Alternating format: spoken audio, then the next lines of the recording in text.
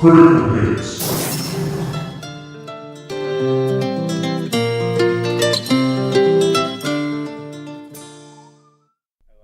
liked the ending very, very much. I liked that ending. Yeah, I love that one. It made me feel very old Western. Reach for the sky.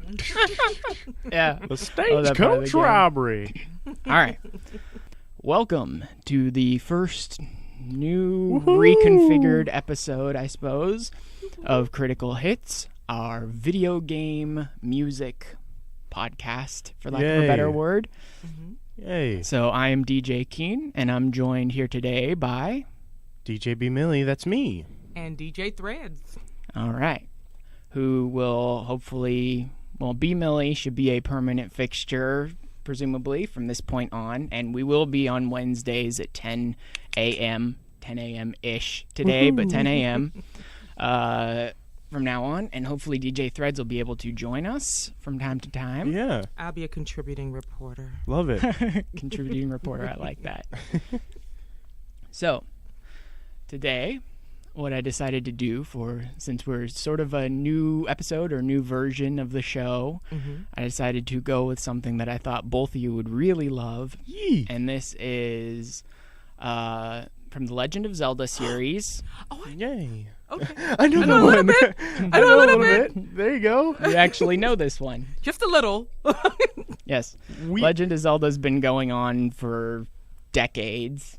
Love it. We actually had a discussion about this. I feel like this is a pretty good group of people to do the podcast because, like you said, you're really knowledgeable about the video games and the podcasts. I'm kind of so. Like, I can pick up and put down things here and there. And then, Tanya, you're pretty fresh to all of it. So I feel like it's a good mixture. I love the "I'm kind of so" from the guy who walked in wearing the Kingdom Hearts t-shirt today. I had one, and I felt it appropriate. Yeah, definitely.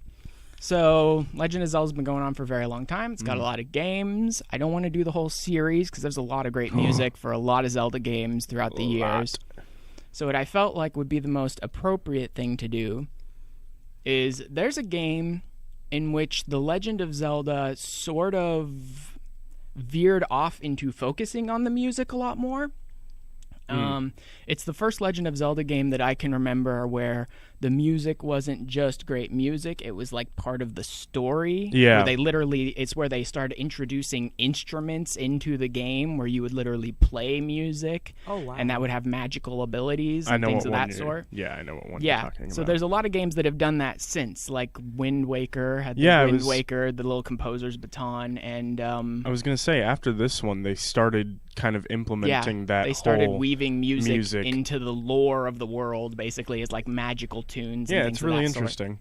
Oh, wow. But this is the one where it started, and it's literally called Ocarina of Time. Okay. And so a lot of the music is literally you get an ocarina, which is a little flute, basically, like sort of instrument, and you actually will play little bits, just 5 or 6 notes. Basically, under my control? And then, So like, if I just blow it one time, it's only going to make a sound one time? Yeah. Oh, like, wow. you hit a little button. It's very interesting. You hit a little button which triggers the ocarina, and he literally holds it up, and then you have 4 buttons on what they called like the C pad or whatever, and they're like 4 yellow buttons which are like up, down, left, and right, and then you also had like the A button. And using those 5 buttons in different combinations, you just play little tunes of like 4 or 5, maybe 6 notes long, and then that triggers a certain tune if you played it right. Yeah, oh, and wow. then like the interesting thing is like, oh, you play this melody in this way and it'll like move the rock for you. And then like you play this melody in this way and it'll stop this bad guy from doing this thing and stuff like that. So you had like a little, from my memory, you had like a little book of songs? No, it was in your menu. It wasn't a whole book. It was in your menu, and it would list the songs and the notes you had to play to trigger them. But you're right that different songs had different functions. There was literally a little tiny one. It's probably one of the least refined of all the songs because literally in the lore of the world, the song wasn't finished. Yeah. Right? By the composer who created it, like died before he finished it. Oh. But it's called the Sun Song. And so if you're standing around just normally and you play this, it advances time in the game. And so if it's daytime, it goes to nighttime to like sundown. And if it's night, then it goes to sunrise, basically. Oh wow! Like fast forwards Yeah, time. it's but really also interesting. contextually, like he was saying, different songs do different things in different places. There are like undead creatures in the game that'll try to attack you, and if you play the Sun song when an undead creature is nearby, it won't advance time. Instead, it will paralyze undead creatures temporarily. Oh wow! Because it's like sunrise on these undead creatures, and it paralyzes them in place for a little while. It was very, very interesting to like see it happen at first, because it was, I mean, I remember going to school after it happened, and like, you know, there were the kids that would actually like buy ocarinas and like, oh my god, I can play the song from the game and stuff like that. Yeah, and a lot of people have bought. I don't think I knew anyone who ever had an ocarina ever, or even knew what one was. And after this, people were like buying it, and there are YouTube videos of people like playing the songs. Oh, for sure. Wow. Now. Yeah. Yeah, but I think the really interesting part was like I have pretty fond memories of this, because I remember going to grade school. And me and a couple of my friends were behind, and we would like go up to each other and talk about it and like ask like, oh, do you know the like tune for this song and like how this works, and like, oh, do you have any of these songs? And they'd be like, oh yeah, like I've got the Sun song, I've got the Move Rock song, and then they would like write it on a little piece of paper that I would rip off and take home and like run away and be like, I gotta try it. It's I think I still remember the combination for one of my favorite songs in the game, which I think is like A down up, and it's Song of Storms. Oh yeah. Song of Storms is great because it literally makes it start raining wherever you are, basically. I think it's pretty cool that a video game encourages people to go out and learn a whole new instrument. Yeah. Oh. That's pretty darn cool. It's very, very cool. And not just learn the instrument, but like you said, I had never even heard of what that instrument was. Yeah, that's what I'm saying. I'm like, what? Yeah. I'm sure he's going to get around to it. It's like a wind instrument. It's like a flute or it's kind of like this or little, something. almost kind of egg-shaped thing, and then with an area that you blow into, kind of like a flute or clarinet, and it's a wind instrument, and it has like 4 holes on the front and like 4 holes on the back, and then you play it like that. So it's kind of like a flute is very long, and ocarina is sort of like a very short, compact sort of version of that. And what was really beautiful about it was, like he said, I mean, the game knew that little kids would be playing this and that they wouldn't be up with like rhythm. They'd just be like, okay, what buttons do what? So it's very simple. But it would finish the song for you. So if you just let da da da, and that was the tune, it'd be like da da da da da da. Da, da, da. Yeah, and it would finish the song for you like a lullaby, but like each of them has their own song. Yeah, it's an actual song. Each song is only triggered by, for the first set of songs, it's 6 notes, and they're always 3 notes repeated. Okay. Right? It's 3 notes and then those same 3 notes again, and you don't have to play in rhythm. You just have to play the right notes. Yeah. Okay. Basically, even if it's out of rhythm. And then, like he was saying, that would trigger the song, and then the song would play itself, basically. Oh, wow. Yeah. Right? And then the later ones, which were the teleportation spells, because each one was sort of configured to a different dungeon in the game, in the second part of the game, and they would let you teleport to the area near that dungeon, so teleporting around the world to the different dungeons, basically. And those ones were like 7 or 8 usually notes long, and they weren't repeated. Now I'm getting like 1st, 2nd grade flashbacks of like going to school and being like, hey, Dom, do you have the time stop spell song? And he's just like, yeah, I got it for you, man. And he'd like write down the little arrow keys that I would have pressed. It was very, very unique, because not to veer away from Zelda as a whole, but like video games have come with so many big strides, like with the internet nowadays. Like now you can't really go to school and like ask for a cheat code and like wait the whole weekend and try to figure it out. It's like, I'll just Google it on my phone. Yeah, now you just go online. Access to information on how it is, like these cheat codes and playbooks and stuff. Oh, wow. And it's like, and you had to discover it before. You had to like find it in the game, and now there's like walkthroughs of like exactly where to get it and like how to get there and stuff like that. I mean, I'm sure, I haven't played a lot of like newer games lately, but I'm sure they have their own merits in the new information age. But like, I just have fond memories of like buying cheat code books for like Grand Theft Auto 3 and like putting in a bunch of numbers and stuff. It just straight up was a different time. And I think that was important. In some ways you can still get that. But these days a lot of like, the up, down, left, right, A, B, the cheat code stuff tends to get replaced because money companies can make more money off doing it different ways. So now it's like cheat codes are replaced by like amiibos and stuff like that, right? Scan them and you'll get stuff in game and that sort of stuff. But I feel like the reason that I said this topic was because it was nice to like wait for it, get that song from the kid in school that knew it, then come back and like hear the song and be like, oh, that's really nice. That's a nice song. But now, like, if I even wanted to just hear the song, I could just YouTube it and listen to it in the background. But before, I had to have that like sense of tension. And like, okay, I gotta wait all weekend till I go back to school. Then I gotta wait all day when I'm done with school because it's the first thing I made myself do when I got to school that day. And then when I get home, the song is like gorgeous, and it's like, oh, that's so nice. I want to play that all the time. It was just a very different time, and I feel like that was what's important about this game as a whole. Was just because you had to wait to listen to the songs. You couldn't just like go to the menu and be like, okay, I want to listen to the one flute song that I played the entire time I'm playing. You had to like earn it. Yeah. If go and discover it. In some cases you could go and talk to people and be like, well, do you know what this song is? And they can write it down for you. Some songs are actually triggered by the game themselves. So you have to reach a certain point in the story, and then someone in the game will teach you a song. And then all the songs do get added to your menu, so you can go in and check them and see what notes you need to play in what order anytime you want. All right. We're going to go to our first little break. Woo! I got 2 songs for you. Yeah, I think these 2 will probably... Cool. Actually, maybe I'll do the first 3. So our first song is going to be the main title for the game. Oh, sort of sets beautiful. up the whole game. Beautiful. Yeah, it's wonderful. Our second one is called Hyrule Field. This is kind of the overworld of the game. There are different towns, different dungeons, different castles and stuff, but basically all of it connects to this area called Hyrule Field that you walk around and you fight enemies, explore, ride a horse around, all that sort of stuff. And so that's sort of the overall feel of the adventure starts, basically, right? When you leave the very first area, you're going off and starting the adventure with your character Link, and this is sort of our adventure is beginning. Okay. Sort of thing. And then the third one I've got for you is Princess Zelda's song when you first meet her and you're both like little kids. You're like 10 years old maybe, right? And so she's the titular character of the whole series, and it really sort of introduces her in this sweet, cute, kind of adorable way, this song. Okay. All right, and then we'll come back. Thank you, sir.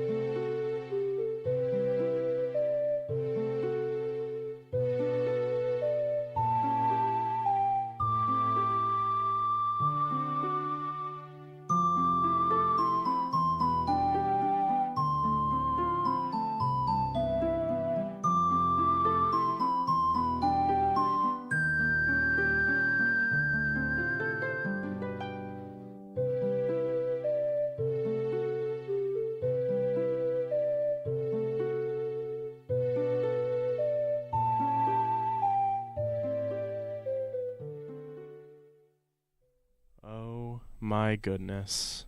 The memories. Oh, yeah. Yeah.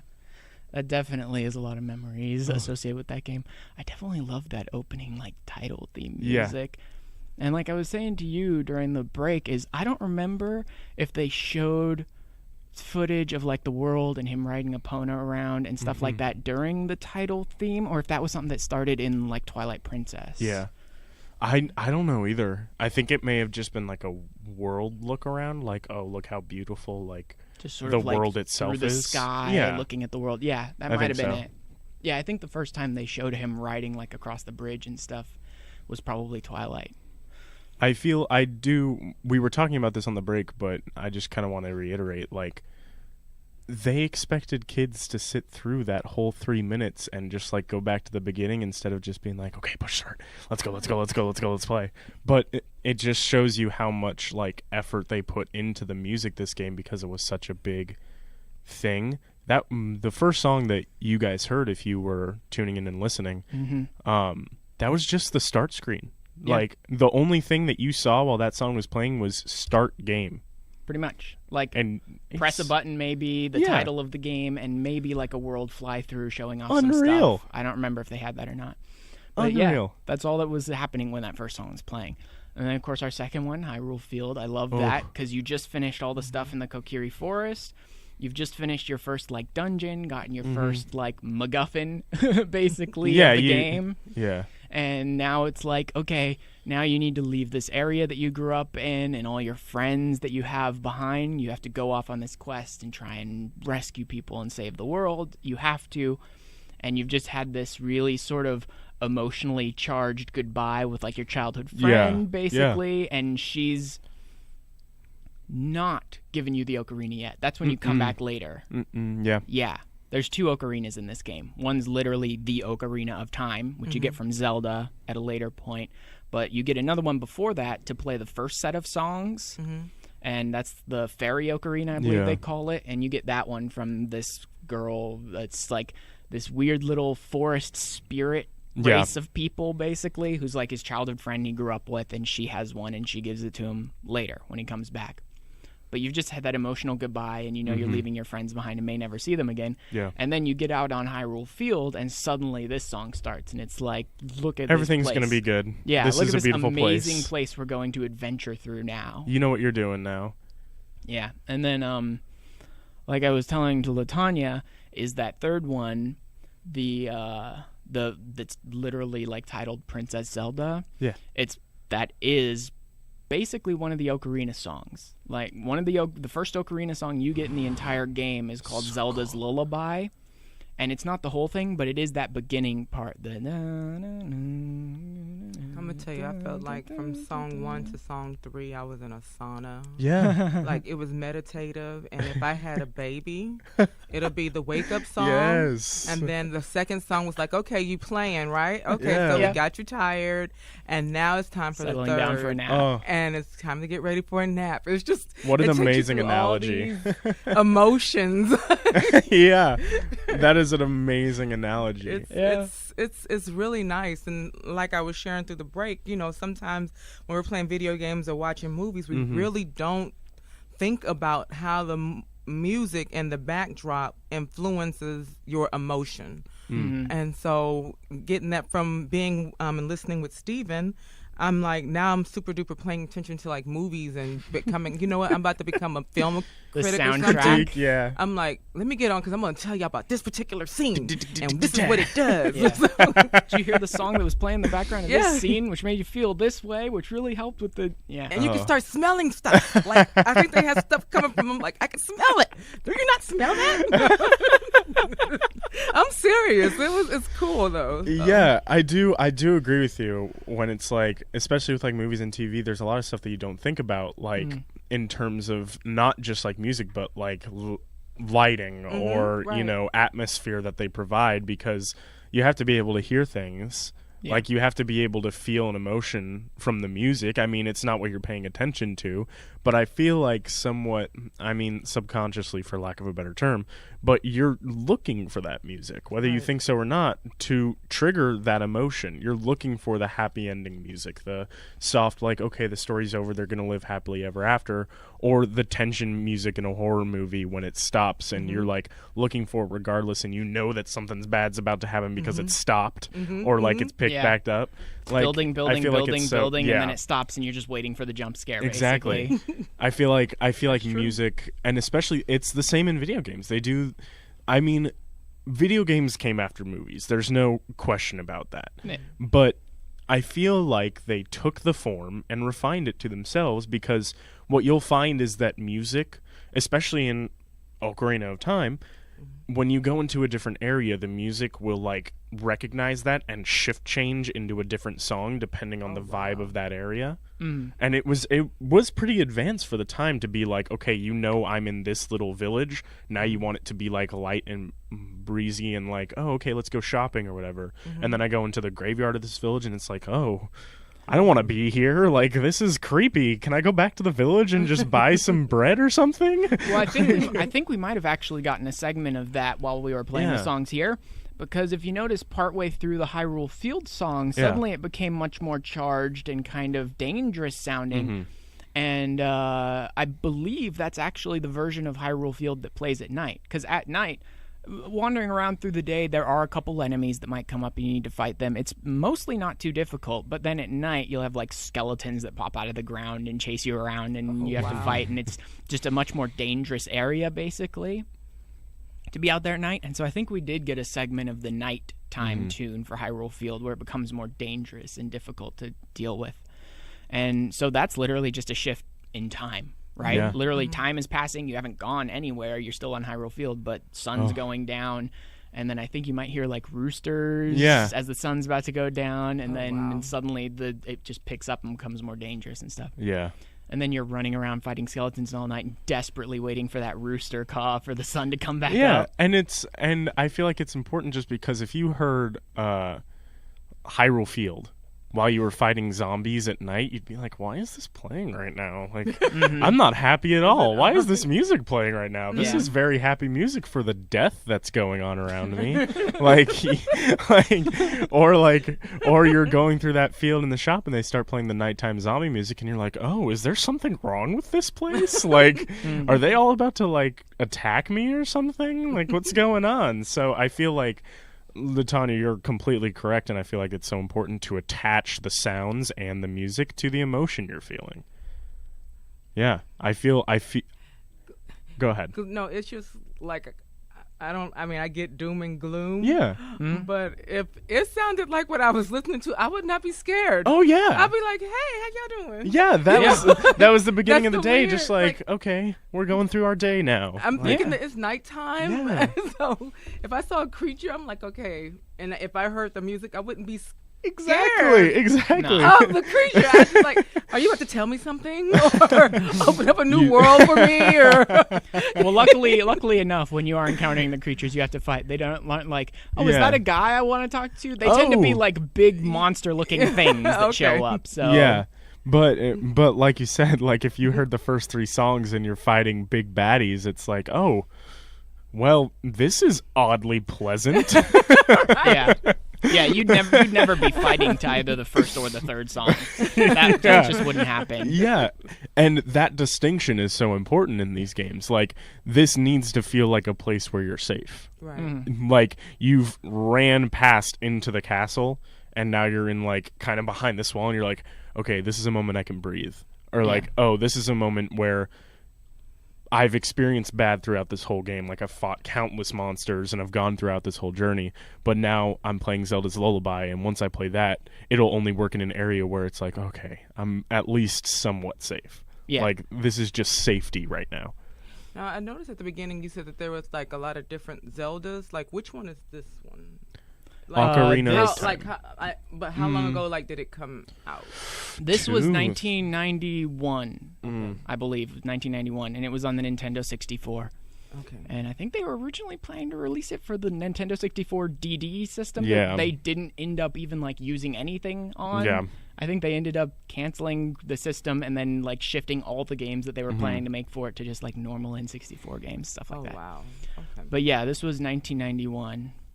Man, that is infinite wisdom and Sound of Music. Oh. That's why I wanted to see when did that come out. Yeah, because this is for it to pretty be old one. 1991 and we're now in 2018. Yeah, and now we have Breath of the Wild. More than 20 years later. Yeah, and it it's just- still resonates. Yeah. That's amazing. Like I would think that that's no older than 4 years. Yeah. No, it's much older. And I like what Go ahead. you were talking about, how like the music really sets the game and it influences the game and all that. And I noticed like in a lot of ways, not all of them in some ways. There are some games that I don't think will ever make it onto this show, not because they're bad games, but because of the design of the Yeah. music. And that's like survival horror games like Resident Evil, Silent Hill, stuff like that. Because in a game like that, the music isn't used to like really define this amazing tone or build tension. or like create this beautiful environment. It's ambiance. The music in survival horror games is ambiance. It's designed to add to the tension, create tension, add to the suspense, stuff like that. So a lot of those songs aren't really like big orchestral amazing tunes that'll stick with you forever, I agree. but they really put you on edge for like the monsters that are going to come after you and that sort of stuff. So Did you say Resident Evil? Like Resident Evil has its own video game? Because I know like Resident Evil. you know the movies. the movie. yeah, the movies came out much later and they're not good, but it was but- a video game first. It was And- like a zombie horror game. yeah. Oh wow. Yeah. They Yes. put the movie out after the video game, yeah. And is the movie closely related to the video game, or is it just something like Sort you know of. how books and movies you read the The book first and the one's- movie is just The first one's kind of its own thing, similar kind of idea. But the problem was they kept Alice in the movies, but then they kept adding characters from the games and not doing any of them justice. I only thought I'd ever say this about books and not, but you'll have to play the video game. Yeah. You have to in play order the video because game. I'm like, Or how- yeah, I usually say you have to read the book, but you got to play the video game because it's very like horror-y. Like I usually end up playing at least a Resident Evil game around Halloween time because it was very different for its time because it was a horror game. It was about like putting you on edge and like survival and like oh my god, I'm going through this creepy hallway and something might jump out at me. And that was what the whole game was. I think that was the first one in like a mansion. This is a different video game. A lot of them. yeah, are. I'm sorry. No, Yeah, I just went I'm off sorry. on a tangent. I was just No, like, you didn't go off on a tangent. You had a good I went connecting off on a thought. tangent, We then went, we got- we went off on a tangent. You had a great connecting thought. All right. Yeah. I think we'll go to our next break. Ooh. I think for this one, What are we doing? You I got a got- lot of I got- options. I I got- see them. yeah, I got 2 character themes that I want to use, and then 1 environment, 1 location Love it. theme. And so our first one, actually, I think since we finished with Princess Zelda in the first section of our music, I think we'll start with one that's called Meet Zelda Again. So there's a like long time over which this game takes place. I don't want to spoil all of it, even though it's Been a long time, almost but 30 still. years old now. But still, you know. But yeah, there's a long time in which this game takes place in which you're off on your own. You don't know where Zelda is, if she's okay, what's happened, blah, blah, blah. And then later on in the game, you are reunited with her. And so we get this similar but different in a lot of ways version of basically the same kind of song. Yeah. It still takes notes from Zelda's Lullaby and plays off of that, but it's kind of like more orchestral this time around, right? Because it's more impactful when Yeah. you find out she's alive and she's okay, that sort of. And our second one is called Sheik, who is this young man in the game that is basically like your guide when a big section happens where you're sort of lost, you don't know what you're doing, and then Sheik shows up and he's going to help you figure out where you need to go next, what you need to do next. He's the one who teaches you all the teleport songs in the second half of the game that let you teleport to the different dungeons. And yeah, I think I'll do those 2 that way. And then the third one is probably my favorite location song in the entire game, Oh gosh, lots to live up to. Where are we? Gerudo Valley. Oh wow. The song that plays The Wow. Gerudo is a race in the Zelda series. Okay. And it's basically like this desert faring, nomadic sort of Yeah. people. You're right. And mostly women, like one man every couple of generations, Yeah. maybe, something like that Mm-hmm. sort of thing. And so this is like their town. You have to go through their town to get to where one of the dungeons is further out in the desert. And so this is when you're in their town, this is the song that plays. And it's probably my favorite location in the whole, Love it. at least music-wise, my favorite It's a location. good pick. Awesome. Yeah. All right, and we will be right back.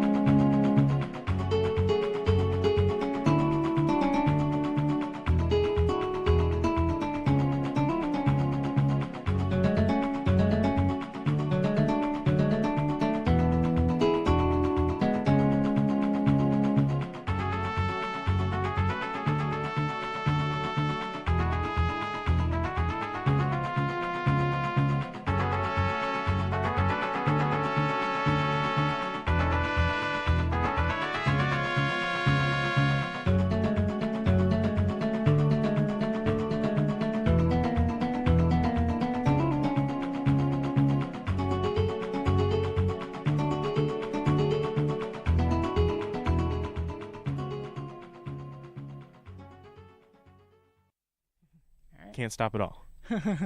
It's very like, Yeah. gotta run. Yeah, like we were saying, with that clap in the background, Gerudo Valley just constantly keeps the tempo up. It constantly keeps the song driving you. I just love when that song starts playing. Love it. Some of the other location songs are interesting. They're pretty good in different ways. But just the force with which that one hits you when you enter Gerudo Valley is amazing. And then, like we were saying before, that first one, when you're meeting Princess Zelda again, it's now been like years. Didn't know she was okay. So now what we get is less the little adorable kid and more the elegant, emotional, refined like woman. And so now we get more of the violin, more of the orchestral sound to it. But it's the same song, and that emotion is still attached. Wow. Yeah, that emotion is still attached. It's just basically using different instruments for the same sound, and like having that. Instead of like, oh, hi, we're little kids, let's be friends vibe. And it's like, oh my God, thank God you're okay vibe. And it's very just like, oh man, I'm so glad they use the same music. Mm-hmm. It's so much more impactful than if they wrote a whole new song. That's very sort of different, but it's all based off the same structure. Yeah. And then, of course, Sheik, very gentle, very subtle, very simple, but Sheik's basically always there to help guide you. You literally big old time skip, and Link is just like dead look on his face, doesn't know what he's gonna do, and then Sheik shows up and goes, well, the world has turned horrible. If you want to fix it, we should probably do this, this, and this. And I feel like the song represented him very well, because in the game he's very straightforward. Here's what you do, this is where you go, that's it. Just go, I'm here for you, but go do it on your own, because I got other stuff I gotta do. Which is also why I like the sort of gentle kind of sound that they have on Sheik's, because in a lot of ways Sheik's kind of mysterious too. Mm-hmm. He's the guy that's like covering his face and looks almost like ninja-like, and then he basically he tells you what you need to do, maybe teaches you a song that allows you to teleport to one of the dungeons to help you out, and then he literally uses in the game what's called a Deku Nut. Mm-hmm. But in real life is basically like a smoke bomb. Yeah, and he'll literally like throw it on the ground and it'll flash, and Link will be like blinking and wondering, and then Sheik will be gone. Yeah, he's very mysterious, and I feel like the song brings that up very well, because he's, like Steven said, in the whole game he's like got his kind of face covered, all you see is his eyes. He's got like all of his body covered, so you can't really see. And a little bit of hair. Yeah, just a tiny bit of hair. Eyes, yeah. So he's very like, what does he look like? Yeah, but he's very mysterious. He's kind of that guide of, don't worry about what I look like. I'm helping you. I know what I'm doing. Just do your thing, and I'll go deal with my stuff that I got to deal with. And it's kind of like, oh, okay. And this guy knows what he's doing. Whenever you get to a dungeon and you're like, I have no idea how to enter, whatever, right? Sheik shows up, tells you how to enter, and then he like pulls out this little harp and teaches you this little song, and it's basically the teleport song to go off, get what you need to enter the dungeon, and then you play that song and you'll teleport back to where the dungeon is, right? And so he teaches you the little song on his harp, and then he flash bombs you and he disappears, and it's like, okay, now go do that. He'll be micromanaging me, because he'd be I'm like, I don't know what to do. Sheik, always going back. Do I turn left here or right here? Is there a sign? Where can I ask for directions?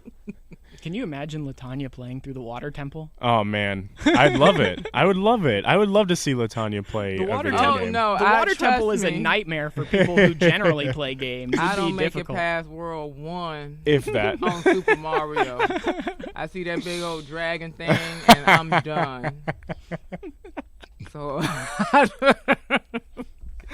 I love it. No, one thing I actually do love about this game that we haven't even talked about yet is that it was the first, maybe only, Legend of Zelda game to have a direct sequel. Yeah. Right?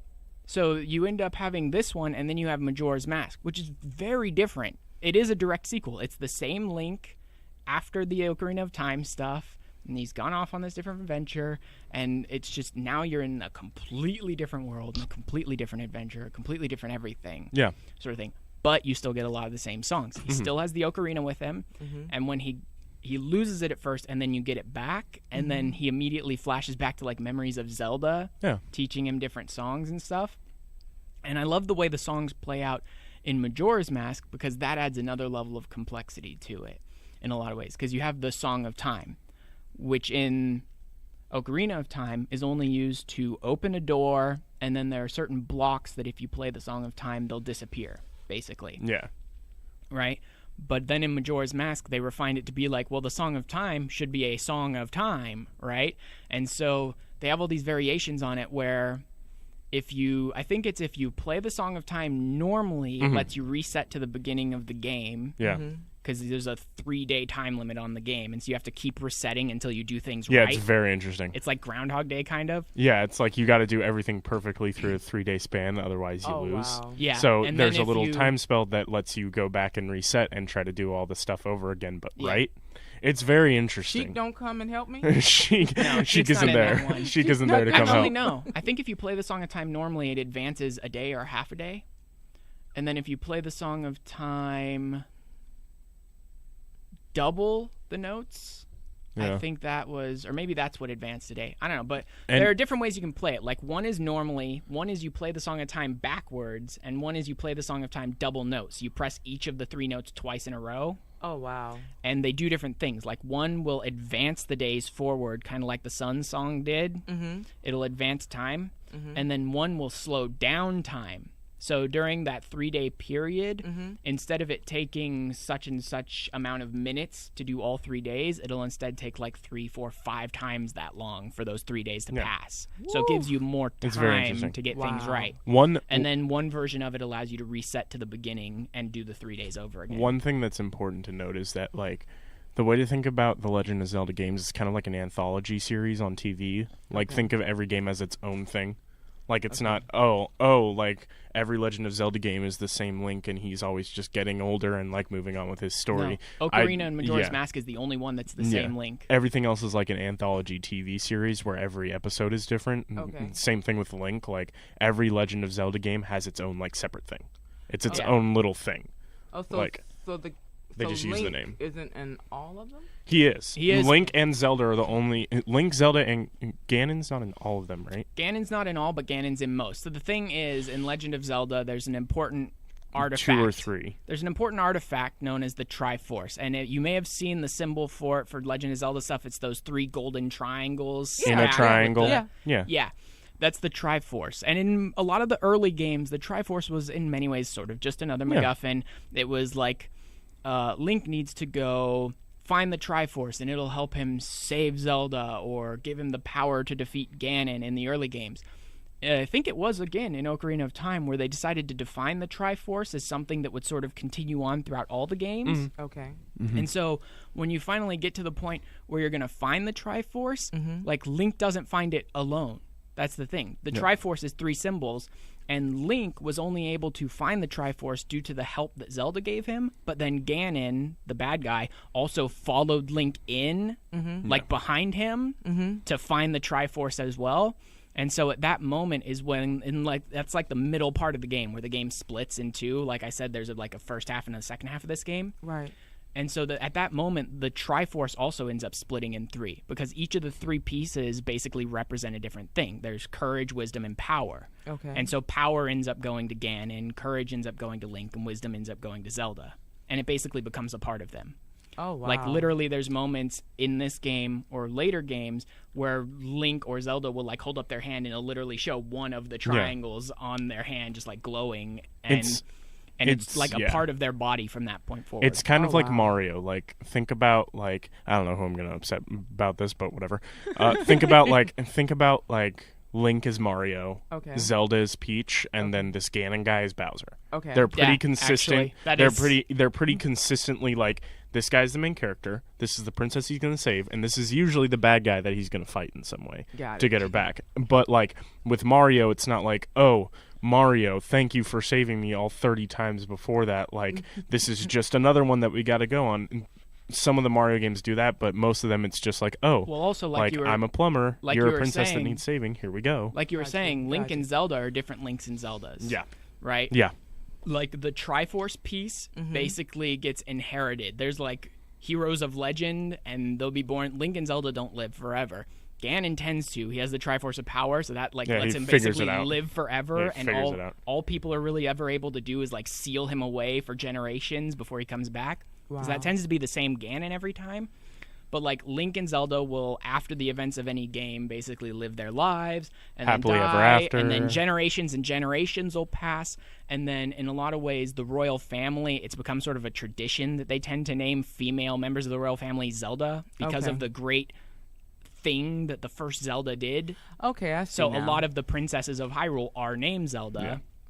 And then usually when the world needs them, the Triforces of Courage and Wisdom will like create a new Link and a new Zelda that they then inhabit, and then they can go off and fight Ganon because Ganon's going to come back or some danger is going to face the world or stuff like that. I feel like that's another reason that like these games did so well, is because there wasn't a lot to track. It was like everyone was new. Like if I buy a new Zelda game or a new Mario game, I don't have to have played like the past 30 that they've made. It's like, oh, okay, this is its own thing. I'm just gonna go in and I'm gonna play it, and it's the same thing. Right. Like I don't need to know any like the Triforce is kind of important, but you don't need to know about it to get into the game and start playing. No, For every single one, and I feel like that's important. throughout And most of the games, the Triforce doesn't have like a specific known power that it does. Yeah. It just represents something in the character. And I feel like that was very popular with games that were made around this time, was like I'll just stick with Mario and Zelda. Don't go off on tangents. But like, yeah, I don't want to go off on tangents because like I could talk about it all day. But I feel like that's why Mario games and Legend of Zelda games did so well, was because parents didn't have to like buy their kids the past 3 games for them to get what was going on. It was oh, I'll just buy them the new one. They'll get it just as much as anybody else would, and they'll just play it and go. Like a new journey on each one of them, not like the same. Yeah, it's honestly, it wasn't until many, many years later that they decided to say, yes, all the Zelda games take place in one timeline, and this is how the timeline, and then they made this big chaotic mess of a timeline for people, but they didn't want to make it beforehand. They wanted them all to be basically different games. That was the thing, was like video game companies, not only did they need like soundtracks or like a sound that people could recognize them for, they needed like a mascot, like a team mascot that was like, this is who you're gonna play with if you like play our company or like buy from our company. It was like Mario and Link were for Nintendo, Sonic was for Sega. Yeah.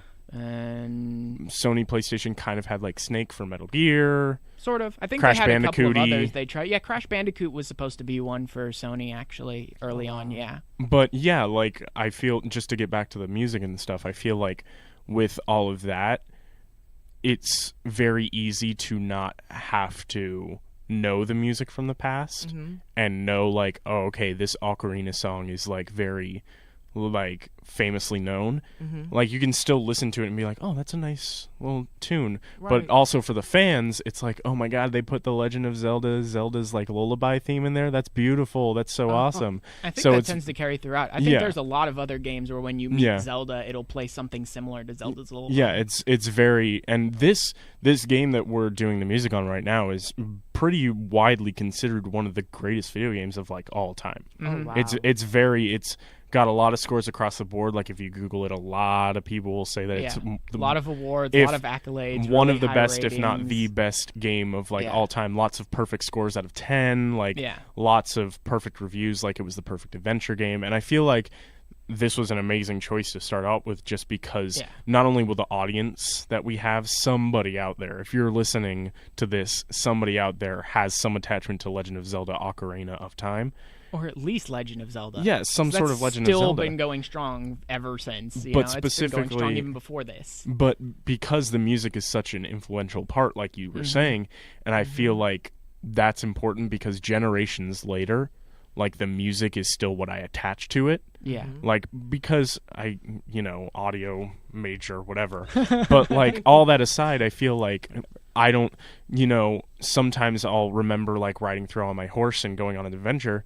But like when I hear Zelda's theme, I'm like, oh, it was a simpler time. Like I remember just being in grade school and like my biggest worry in the world was getting home and having to do my little English 1-paragraph essay and having to talk to my mom about multiplication tables, like that was my biggest worry of the day. So you could then go play some songs on the ocarina or jump on Epona and just ride around Hyrule Field. Or, that's too cool. Oh man, it encourages me.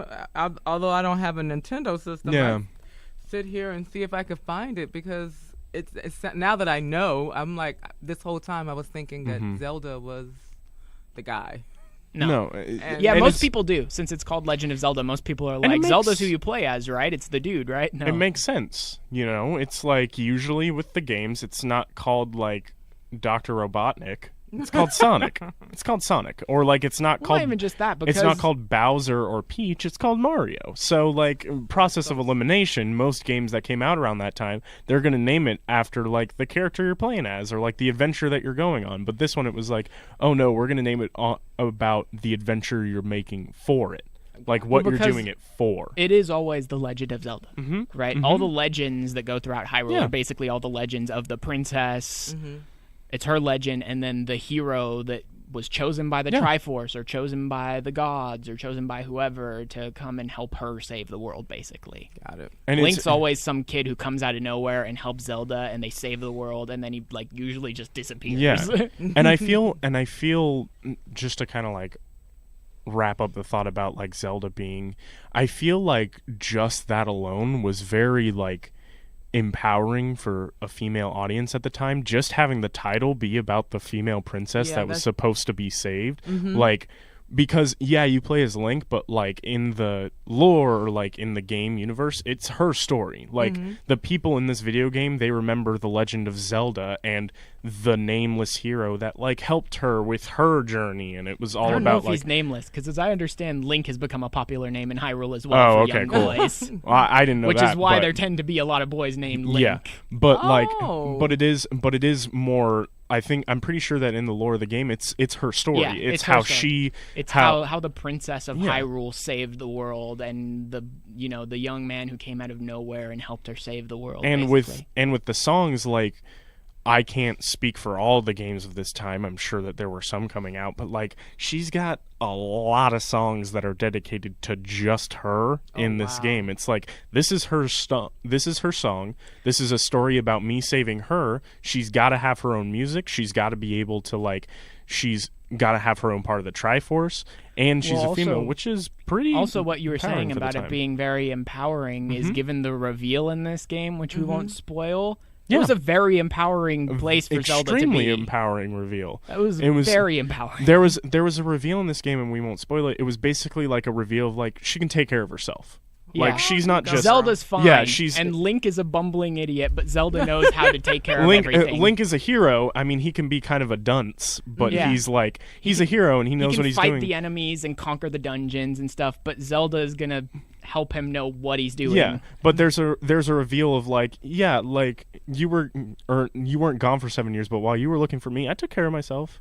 Yeah. I didn't just wait around for you to come save me. Like I went out, I did my own thing, I took care of myself, and it was very, very empowering just to see that reveal and be like, whoa. And she was even trying to take care of the dungeons herself too. Yeah. She Oh, was wow. she was failing, unfortunately. But Yeah, but she she was was trying. She wasn't just sitting around waiting for Link to show up. She's like, I'll That's what just I'm talking twiddle my thumbs and braid my hair in my castle and wait for my hero to come. She was just like, no, I'm going to take care of myself. Like, I'm going to take care of my business. That's what I'm talking about. Yeah, it's Try to very save the world. Yeah, it's very empowering, and like the music too. It's like some of the songs that they give her are like pretty get down to business. Let's go. Like I'm here too. I'm fighting too. Like let's go. And it's very like, okay, get Go, it. girl. I'm on your team. Yeah, yeah. That's it's- making her a legend. Yeah, I mean, really, I'm sitting here like, go Zelda! yeah. It's very. wanna be It's Zelda. it is very like go And Zelda. and in a lot of the games that came after this, because of that reveal, Yeah. you do get in the games that come after this in the Zelda were made after this. Yeah. A lot more powerful Zelda, capable Zelda, and she even like takes up the mantle and starts fighting in some of the other games as well. You know, like in Yeah. Hyrule Warriors, Zelda is there fighting in a lot of the games. Yeah, it's again, speaking as a male, I can only speak so much on the subject, but like just from a male perspective playing it and having this reveal happen, it's like, oh, like it was almost kind of like the first time where I played a video game where like the princess in need could like handle her own problems. Like she almost didn't even need me. Like she did because I could do some stuff that she couldn't, but like it wasn't just a me saving her. It was, we're a team. We can't do this without one another.